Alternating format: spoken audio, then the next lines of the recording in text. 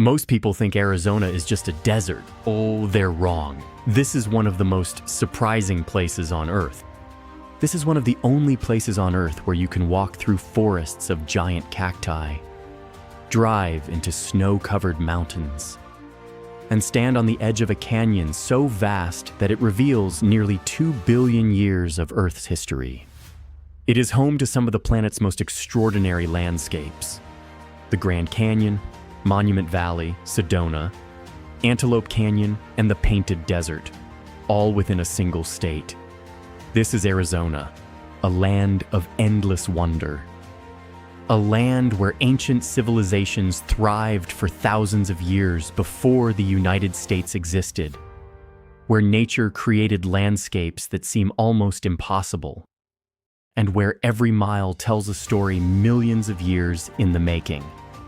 Welcome to the real Arizona. Before Arizona was a state, before it was a territory, before the Spanish arrived in the 16th century, and before the Navajo and Apache and Hohokam and ancestral Puebloans built their civilizations across this landscape, the Colorado Plateau was being carved. The Colorado River, over a period of 5 to 6 million years, cut through nearly 2 billion years of rock to produce the Grand Canyon, a chasm 446 kilometers long, up to 29 kilometers wide, and more than 1.6 kilometers deep. The numbers are familiar because the Grand Canyon is among the most visited natural landmarks in the world, and its statistics have been repeated so many times that they have lost some of their power to astonish. Standing at the rim restores that power immediately. No photograph prepares you for the scale of it. No description quite captures the way the canyon reorganizes your spatial understanding. The way the Colorado River, visible as a thin silver thread far below, is actually a river of considerable size and power, made miniature by the depth of the canyon it carved.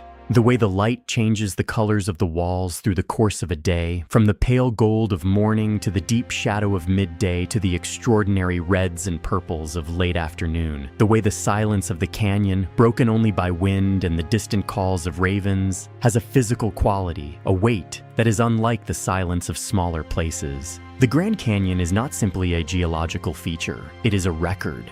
The rock layers visible in its walls represent nearly 2 billion years of Earth history, each layer a chapter in a story so long that human history occupies, in comparison, something less than the final sentence. The people who have lived in and around the canyon for thousands of years understood this. The Havasupai people have lived in the canyon itself, in the side canyon of Havasu, where turquoise waterfalls drop into pools of extraordinary color for centuries. The Navajo Nation, whose territory borders the canyon to the east, has a relationship with this landscape that runs through their cosmology, their language, and their understanding of their place in the world. The Hopi, whose villages on the mesas of northeastern Arizona are among the oldest continuously inhabited settlements in North America, trace their origins to the canyon and to the migrations that brought their ancestors to their current home. The ancestral Puebloans built cliff dwellings across the Colorado Plateau that produce a particular kind of vertigo. Not the vertigo of height, but the vertigo of time. Within the borders of Arizona lies the Navajo Nation, the largest Native American reservation in the United States by area, covering more than 71,000 square kilometers. The Navajo Nation is, in legal and practical terms, a nation within a nation. It has its own government, its own court system, its own legislature, its own president. It exists within a landscape of dramatic beauty. Monument Valley, the cluster of sandstone buttes rising from the flat desert floor that has served as the backdrop for more Western films than any other landscape in the world, is within the Navajo Nation. The images that the world associates with the American West, with the mythology of the frontier, are images of Navajo land. The Navajo language, Diné-Bizaad, is one of the most complex in the world. Its structure was used as the basis for the Navajo Code Talkers program during World War II. The code was never broken. The Navajo Code Talkers are now recognized as one of the most important intelligence assets in the history of American military operations. Despite a history of dispossession and the challenges of the present, the Navajo Nation is a place of extraordinary cultural vitality. The arts, weaving, silversmithing, pottery, continue to be practiced by artists whose work commands international attention. The ceremonial life of the Diné persists with a tenacity that speaks to the depth of the culture's roots. Phoenix should not exist. This is a geographical observation. The Salt River Valley receives only 20 centimeters of rainfall per year. The summer temperatures regularly exceed 43 degrees Celsius. By any natural logic, the fifth largest city in the United States should not be located here, and yet here it is. Phoenix is the product of water engineering and air conditioning of the Central Arizona Project that brings Colorado River water across more than 500 kilometers of desert. It is one of the most audacious acts of human will in the history of American urbanization, a city that decided the desert was simply an inconvenience to be engineered around. Within this sprawl are neighborhoods of genuine character. Roosevelt Row, with its murals and galleries, represents urban revitalization. The food scene reflects the cultural composition of the city.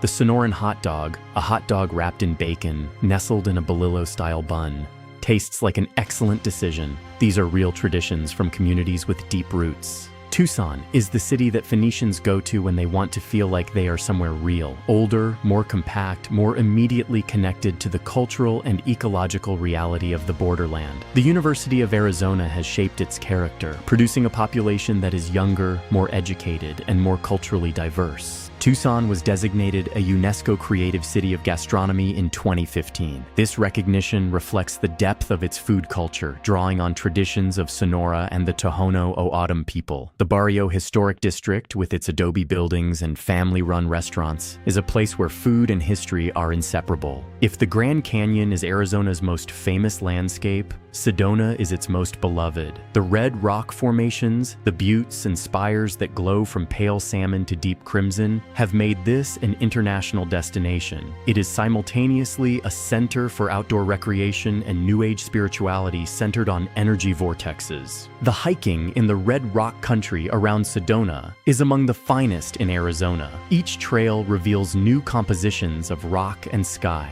Communities on both sides of the international boundary share a binational character that has developed over generations. The fence that divides them has not divided the human reality. It has the border and its human reality. Arizona shares 597 kilometers of border with Mexico, and that border is not, for the people who live near it, an abstraction. The cities of the Arizona-Sonora border region, Nogales, Douglas, San Luis, are binational communities in the same sense that the Texas border cities are binational communities. The economies on both sides are intertwined. The families on both sides are connected. The movement of people and goods across the border is the organizing reality of daily life in ways that are invisible to the national political debate about the border, which tends to treat the borderland as a symbol rather than as a place where people live. Nogales, Arizona, and Nogales, Sonora are a single community divided by a fence. The two cities share a name, share a history, share a commercial relationship,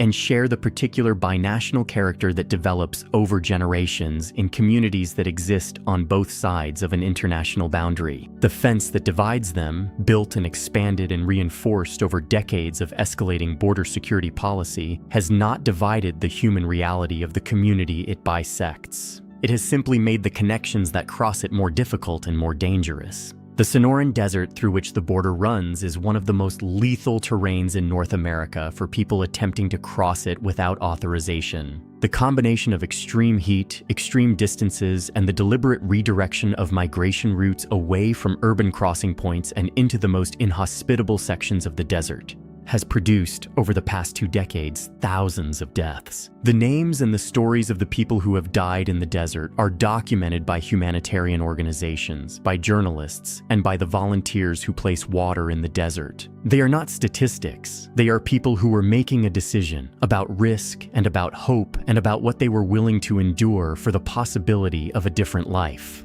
The humanitarian crisis at the border has produced a political response in Arizona that has been, at various points, among the most aggressive in the country. Senate Bill 1070, passed in 2010, was the most restrictive anti-immigration legislation enacted by any state in the United States at the time of its passage. Its provisions produced a national controversy, and a significant portion of the law was subsequently struck down by the Supreme Court. The debate that produced SB 1070, and that continues in Arizona politics, reflects the particular intensity of the immigration question in a state that sits at the intersection of the national debate and the daily reality, the outdoor life of the desert. Arizona has one of the most varied and most extensive systems of public land in the United States. And the people who live here use it with a frequency and a commitment that reflects the particular relationship between Arizonans and their extraordinary landscape.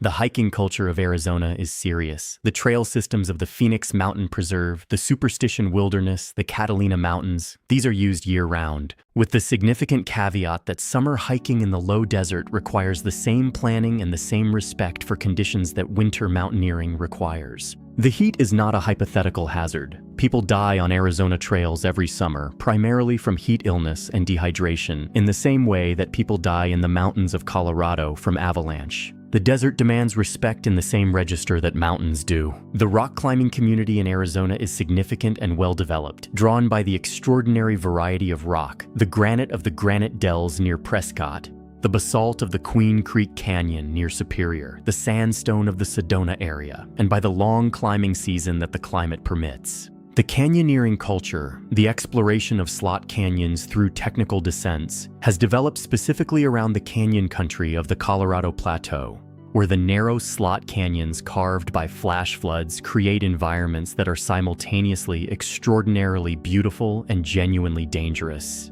The birding culture of southeastern Arizona reflects the ecological significance of the Sky Island region, the isolated mountain ranges that function as biological bridges. The diversity of bird species in this region draws serious birders from across the country and from around the world. The Ramsey Canyon Preserve, the San Pedro Riparian National Conservation Area, the Madera Canyon, these are destinations of international importance for birdwatchers, whose interest in a place is measured by the species list rather than the scenery. Though in the case of southeastern Arizona, the scenery is exceptional in its own right. The challenges Arizona carries. Arizona's challenges are substantial, and several of them are directly connected to the features that have made the state so appealing.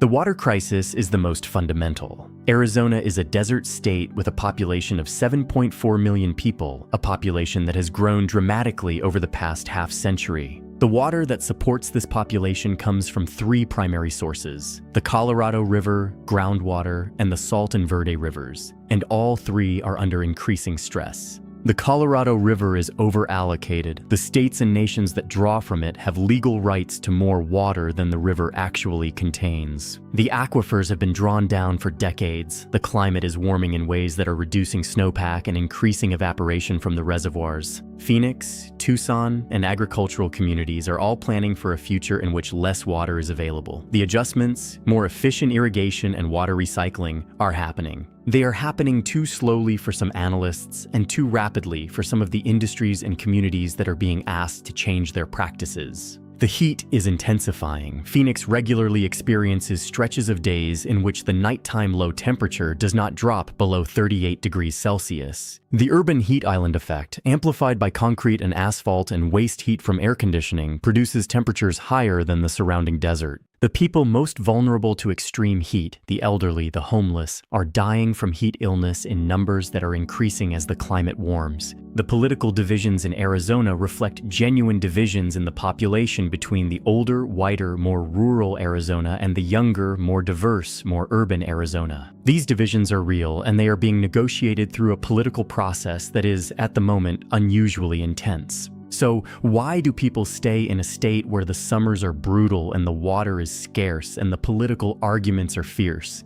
They stay for the light. The light in Arizona is unlike the light anywhere else. At altitude, in the thin desert air, the quality of the light, its clarity, its intensity, is something architects and artists have tried to capture for a century. They stay for the silence. The particular silence of the desert, which is not the absence of sound, but the presence of a different kind of sound: wind, bird calls, the rustle of a lizard. The silence that opens up when you walk 20 minutes from any trailhead and the sounds of the city fall away and there is only the desert, enormous and beautiful. They stay for the complexity, for a place that contains within its borders the oldest continuously inhabited settlements in North America and cities that did not exist 50 years ago. For a state whose cultural life draws on Navajo, Hopi, Mexican, and Spanish traditions in combinations that are specific to this place and not reproducible elsewhere. They stay because the saguaro cactus, which takes 75 years to grow its first arm and can live for 200 years, is not just a plant, it is a presence, a landmark, a living thing of such scale and such age and such specific belonging that it has become the symbol of Arizona because it earned the position. And they stay because Arizona remains a place where the land is still larger than the human imprint on it, where you can stand at the south rim of the Grand Canyon and look into a space so vast and so old that your own problems, your own timeline, your own understanding of what matters reorganizes itself around a different scale. That reorganization is available here every day to anyone willing to drive a short distance from the nearest city and stand still for a moment in the desert. Most people who experience that find it very difficult to leave. This is Arizona, and this is why people stay.